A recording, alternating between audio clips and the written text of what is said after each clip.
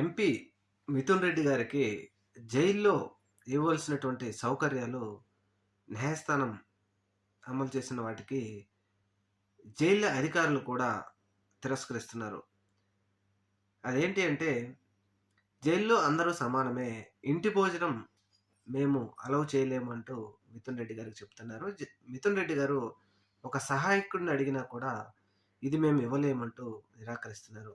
అయితే 2024 సార్వత్రిక ఎన్నికల ముందు చంద్రబాబు నాయుడు గారు అప్పటి ప్రతిపక్ష నేతగా ఉన్నప్పుడు ఇదే జైల్లో ఆయనకి ఇంటి భోజనం ఉదయం పలహారం ఏ విధంగా ఏమెళ్తుంది, మధ్యాహ్నం ఏ భోజనం వెళ్తుంది, సాయంత్రం ఏ భోజనం వెళ్తుందని చెప్పేసి ఆంధ్రజ్యోతి వాళ్ళు మరి ఎంత గర్వంగా రాసుకున్నారో ఇప్పుడు వీళ్ళు మర్చిపోయినట్టున్నారు.